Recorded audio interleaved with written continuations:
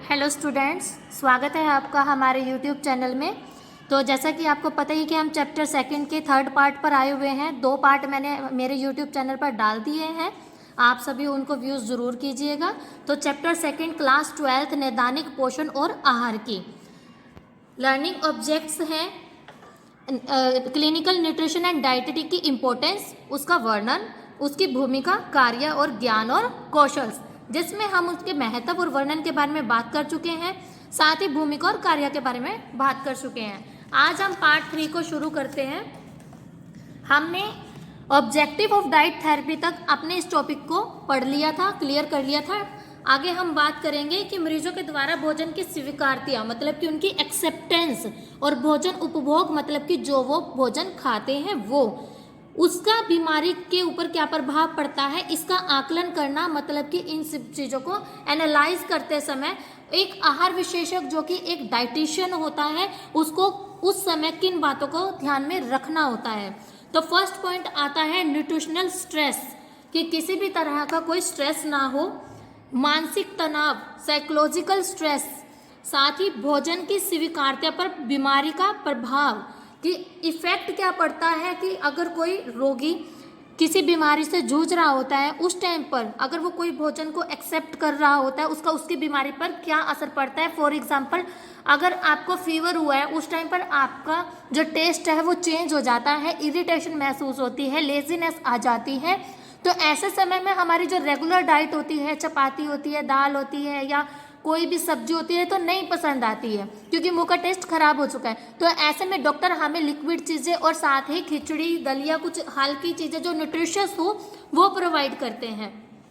Fourth point आ जाता है चिकित्सीय आहारों की स्वीकार्यता। चिकित्सीय आहार कौन से, जो मेडिकल फूड्स होते हैं वो, उनकी एक्सेप्टेबिलिटी। लास्ट में हम कह सकते हैं कि बीमारी में पोषण की देखभाल जो है गतिविधियों का एक व्यवस्थित समूह, मतलब कि एक मैनेजमेंट वाला एक मैनेज्ड ग्रुप होता है, जिसमें हम पोषण स्थिति का मूल्यांकन करते हैं। पोषण स्थिति का मूल्यांकन मतलब कि जो आपकी प्रेजेंट न्यूट्रिशनल स्टेटस होता है हम उसको आंकते हैं। वो आंका जाता है एक डाइट प्लान के थ्रू, जो हम सुबह अर्ली मॉर्निंग से लेकर के अपने रात के सोने तक के समय में जो कुछ खाते हैं उस सबको हम विद अमाउंट लिखते हैं, कैलकुलेट करते हैं फॉर्मूला के साथ, तब हमें जा करके है अपना न्यूट्रिशनल स्टेटस जो है पता चलता है कि हमारे अंदर किस चीज़ की कमी है और किस चीज़ की हमें उस चीज़ को इम्प्रूव करना है। पोषण समस्याओं का निदान किया जाता है। निदान का मतलब होता है कि जो हमें पोषण समस्याएं, न्यूट्रिशनल प्रॉब्लम्स हमें फेस करनी पड़ती है, हम उन सबको अपनी डाइट थेरेपी के थ्रू दूर करते हैं। जैसे फॉर एग्जांपल के लिए अगर मैं बात करूं कि आपके शरीर में आयरन डेफिशिएंसी है, आपको पता चल चुका है कि आपके शरीर में आयरन डेफिशिएंसी है, उसके सिम्टम्स आने लगे हैं, तो आप उस पोषण समस्या का निदान कैसे करोगे? आयरन रिच फूड का इंटेक करके। आगे आपका थर्ड पॉइंट आ जाता है पोषण संबंधी आवश्यकताएं पूरी करने के लिए वरीयता के आधार पर आहार सूची तैयार करना। मतलब कि जितनी आपकी रिक्वायरमेंट होती है, जितनी आपकी न्यूट्रिशनल रिक्वायरमेंट होती है, जितनी बॉडी की लिमिट होती है, उसके अकॉर्डिंग उसको पूरा करने के लिए हम एक क्या करते हैं, आहार की सूची बना लेते हैं, एक डाइट मील प्लान बना लेते हैं। साथ ही आपका फोर्थ पॉइंट आता है पोषण देखभाल के परिणामों का मूल्यांकन किया जाता है और आवश्यकता अनुसार परिवर्तन किया जाता है। जब हमें न्यूट्रिशनल केयर करनी होती है एक पर्सन की, जो कि एक रोगी है, अगर हमें उसे देखना है, उसका मूल्यांकन करना है, क्या करते हैं हम? उसका हिस्ट्री, बैकग्राउंड, उसकी रेगुलर डाइट क्या है, उसकी हैबिट्स क्या है, इन सब का मूल्यांकन करते हैं। डाइट प्लान करने के बाद, कैलकुलेट करने के बाद हम ये देखते हैं कि उसकी किस चीज़ की उसको आवश्यकता है, किस चीज़ में हमें चेंजेस करने चाहिए। अगर कोई भी न्यूट्रिशन उसकी बॉडी में ज़्यादा पाया जाता है तो उसको हमें लिमिट में करना पड़ता है, और जो कम पाया जाता है उसको रिक्वायरमेंट के अकॉर्डिंग पूरा करना पड़ता है। आगे हम बात करेंगे पोषण संबंधी देखभाल प्रक्रिया किन के लिए अपनाई जाती है। फर्स्ट पॉइंट, किसी स्वस्थ व्यक्ति के लिए जो कि स्वस्थता निरोगी केंद्र या कार्यक्रम में भाग ले रहा हो। कोई भी ऐसा व्यक्ति जो कि आगे अपने आने वाले फ्यूचर में अपने आप को फिट महसूस करना चाहता है, फिट होना चाहता है, वो सभी क्या करते हैं, ऐसे निरोगी केंद्र जो चलाए जाते हैं या फिर आप अपने हेल्थ के लिए जो भी हम चलाते हैं उसमें पार्टिसिपेट किया जाता है। फर्स्ट, गर्भवती महिला के लिए, वृद्ध व्यक्ति के लिए, ये प्रोग्राम जो है चलाए जाते हैं, देखभाल केंद्र खोले जाते हैं जो कि पोषण संबंधी समस्याएं हैं उनको दूर करते हैं। थर्ड पॉइंट आ जाता है निजी चिकित्सकों को क्लिनिक में इलाज कराने वाले व्यक्तियों के लिए। जो क्लिनिक्स में अपने इलाज करवाते हैं, जो निजी क्लिनिक होते हैं, छोटे छोटे क्लिनिक्स होते हैं, वहाँ पर भी हम लोग अपनी जो कम बीमारियाँ, छोटी बीमारियाँ होती हैं जो लंबे समय तक नहीं चलती हैं, 2-3 दिन में ठीक हो जाती हैं, वहाँ पर हम अपना इलाज करवाते हैं।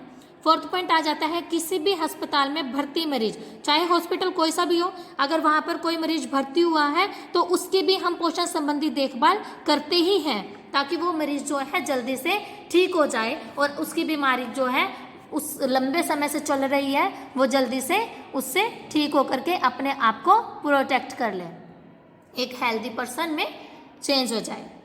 नेक्स्ट आ जाता है आपका डॉक्टरी पोषण और आहार की, क्लिनिकल न्यूट्रिशन एंड डाइटेटिक का अध्ययन करना, मतलब उस चीज़ को समझना, पढ़ना और प्रोफेशनली जो है वो कैसे बन सकता है उस चीज़ में। फर्स्ट पॉइंट आ जाता है आपका जीवन चक्र के सभी स्तरों की पोषण संबंधी आवश्यकताओं के अनुरूप उपयुक्त आहार योजना बनाना। जीवन चक्र क्या है आपका? लाइफ साइकिल है। सभी स्तर मतलब कि जितने भी पोषण संबंधी आवश्यकताएं हमारी, उनके जितने भी लेवल्स होते हैं उन सब को मद्देनजर रखते हुए एक उपयुक्त आहार योजना बनाना, एक मील प्लानिंग करना।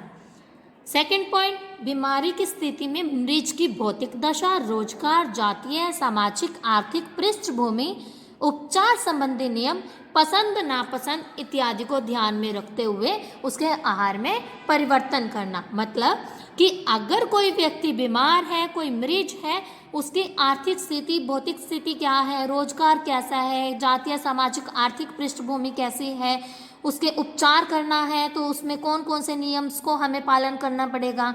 अब उसकी डाइट प्लान बनानी है तो उसकी पसंद नापसंद का भी ध्यान रखना होगा, साथ ही उसको ध्यान में रखते हुए उसको जो रेगुलर डाइट है उसमें परिवर्तन करना पड़ेगा, क्योंकि हम एकदम से किसी भी रोगी की पर्सन की डाइट को चेंज नहीं कर सकते। हम जो उसकी रेगुलर डाइट होती है उसमें थोड़ा थोड़ा चेंजेस करके ही उसको एक स्टेज तक लेकर के आते हैं।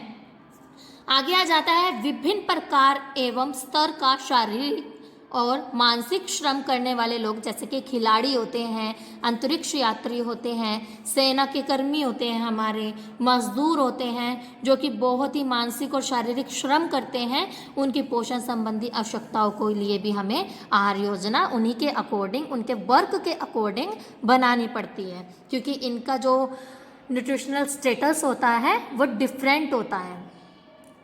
आगे आता है अस्पतालों या किसी विशेष संस्थान में भर्ती मरीजों या बाहरी रोगियों के लिए ऐसी आहार योजना बनाना जो जल्द से जल्द रोग को ठीक कर सके, उस रोग को उससे दूर कर सके, उससे व्यक्ति उभर सके। ऐसे भी अस्पतालों में जो है विशेष स्थानों पर रोगियों के लिए आहार योजना बनाई जाती है। आगे आ जाता है विभिन्न प्रकार के संस्थानों जैसे कि वृद्धाश्रम, विद्यालय, अनाथालय, यहाँ पर भी क्या है आहार संबंधी सभी सेवाएं दी जाती हैं। दीर्घकालिक बीमारियां जो कि लंबे समय तक चलती हैं, जैसे कि डायबिटीज़, मधुमेह, हृदय रोग, हार्ट अटैक के रोगियों की जटिलता को रोकने के लिए, उनकी गुणवत्ता को सुधारने के लिए भी आहार योजना बनाई जाती है। आगे आता है स्वास्थ्य देखभाल करने वाले संस्थानों में रोगियों की बेहतर देखभाल हेतु देखभाल सेवाओं में सुधार करना, उनको बेहतर जीवन देना और उनके स्वास्थ्य में उनको लाभ की प्राप्ति हो, ऐसा योगदान देना भी एक डॉक्टरी पोषण आहार की के अंडर आ जाता है। आज के लिए इतना ही बहुत है स्टूडेंट्स।